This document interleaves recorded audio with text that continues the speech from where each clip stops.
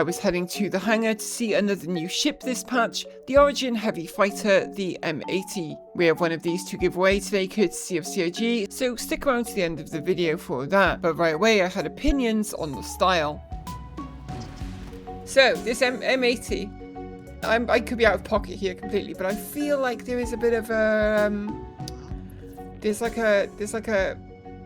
the interior styling and like the exterior, like the jet fighterness of the exterior, and then this kind of like neon luxury interior.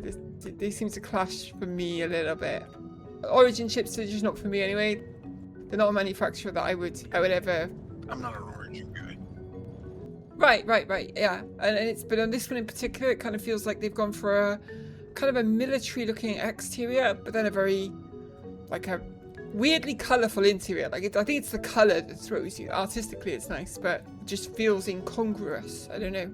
And I know this would only really affect you once, but on immediate entry to this ship, there are a lot of buttons around the entry ramp. How the f*** do you close this ramp? Where is there's so many buttons. Right, second thing. When you come into this ship, there are so many buttons around you. I do not know which one closes the ramp.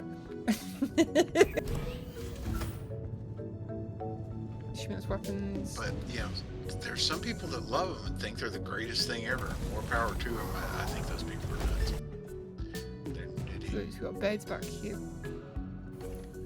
It has everything, so you got to give it that. Like, it does have components. It has weapon racks and everything. Right, cockpit. Let's have a look. Let's have a goose. Have a gander.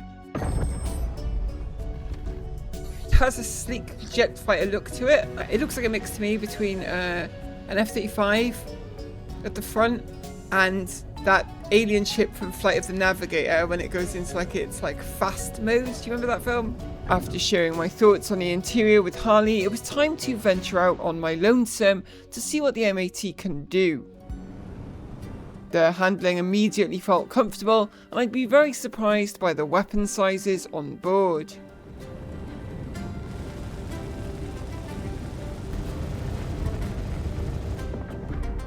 I checked the weapons MFD and found there to be 2 size 5 weapons and 2 size 4, some heavy firepower. I'd failed to complete the second combat scenario training mission in the Pitbull, but surely the M80 would fare much better.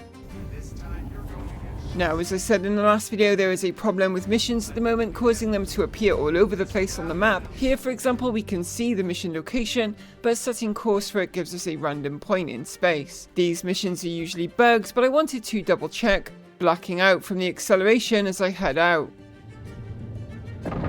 1400 meters a second, damn. The sheer speed of the M80 though would make quick work of the journey. But as I expected, there was nothing here to fight. The mission was a dud. Looks like another dead. Like another dead. Damn it. I check a few more locations out here as well. No. But again, none of these asteroids had the mission at the location. Recalling that the missions were working at Crusader provided that they were in an asteroid base or the rings of Yela, I'd be heading for Crusader next.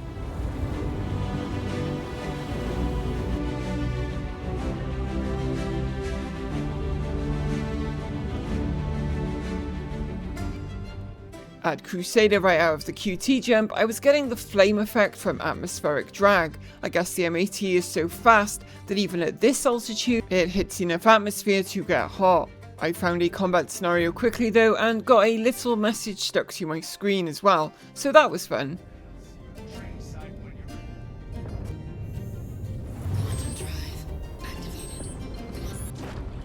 Now I would wait for targets.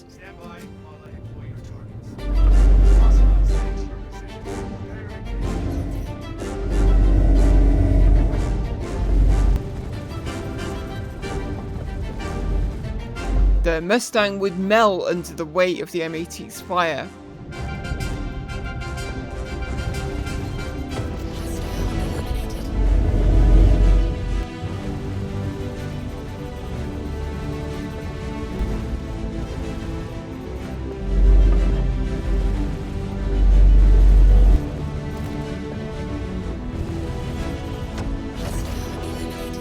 The final target was an arrow, slippery at speed, and the M80 isn't the fastest turning ship, but still the firepower proves too much when you line up the shots on target.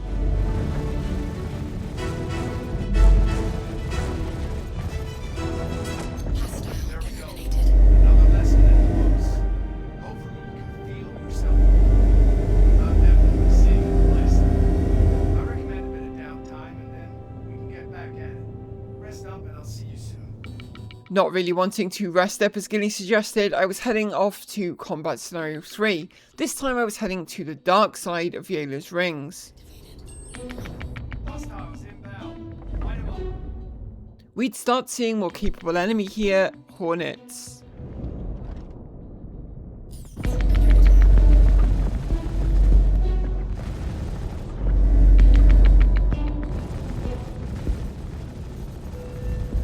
I was not moving much to avoid crashing, but the sheer firepower of the M80 made this a quick fight.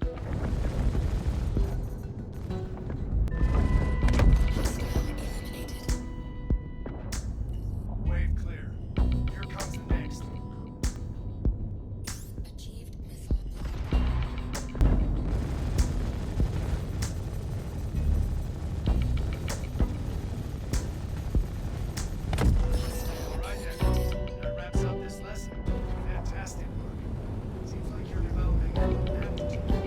Moving on to Scenario 4, it was an ambush, but the opposing ships were just missed grazers.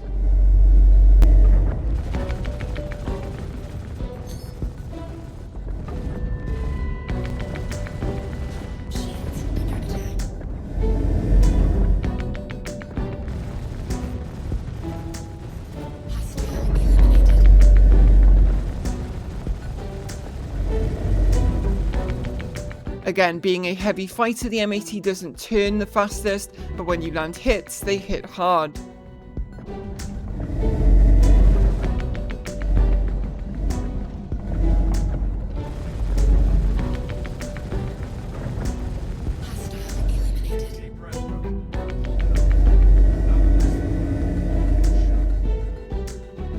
Soon I was joined by Mercutio, and I'd share my impressions of the ship. It's good, actually. I wasn't up keen on it like when I first saw it, but it's actually pretty decent. It's a really fun ship, and also it is very, very, very fast in a straight line. Very fast, like 1400 meters a second, and its acceleration is such that, like, I'm wearing heavy armor, so like I'm blacking out constantly. I think you kind of need to be, you know, the whole flight suit thing where you're more protected against them. I think you kind of need that in this ship now. Yeah, because you black out a lot, it seems like.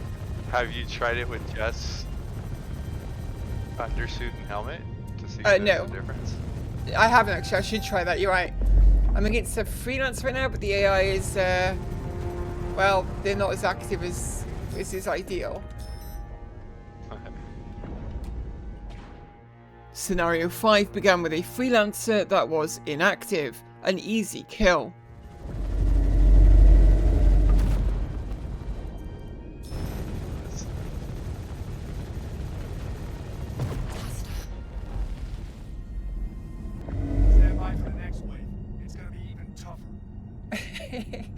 The guy's like, stand by for the next wave, it's going to be even tougher, right?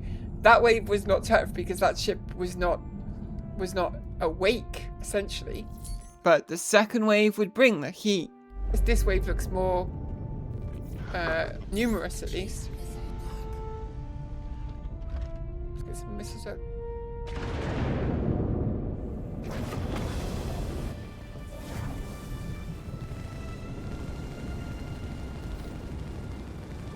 I was facing another freelancer, this time supported by some heavy fighters of its own.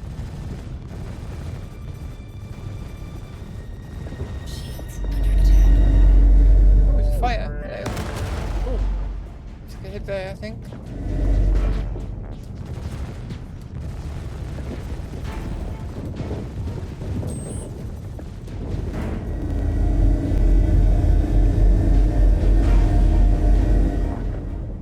Talking balance.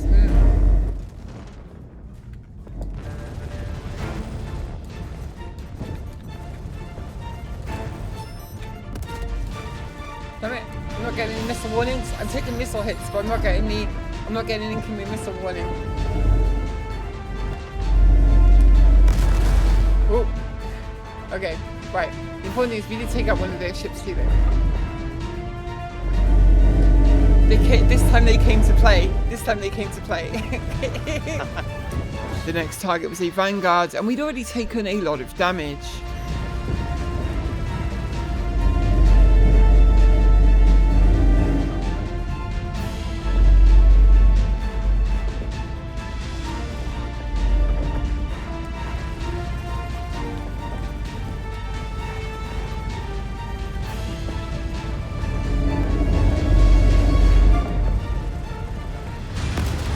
Oh, took a big hit there.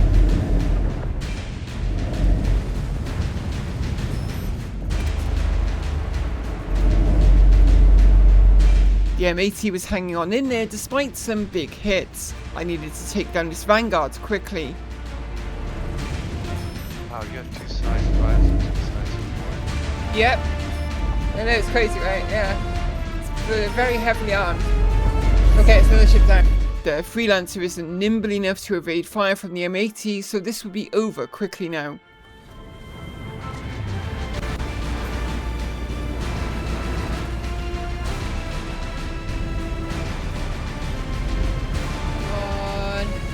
There. Yeah. Good work. Hopefully, I'll see you soon when you're ready to keep training. That one was tough. The ship was taking a bit of damage, but the ship had hung on in there and pulled through. You've got another ship that can do that. Oh yeah, we're up to 310,000 credits. Wow. There we go. Now we need to go repair the ship. I like it more than I expected I would. Like, I was not, I had no, like, special feeling towards it, and now I'm like, this thing's a bit of a survivor. I don't like the interior. I do not. I'm sorry. And no, I don't mean, I think the artistry, like, as always, is incredible. I just think that it's incongruent, it feels like to me. It looks too colourful. What I mean is that the exterior styling is very jet fighter, right? And so, having an interior that looks like a nightclub is a bit weird.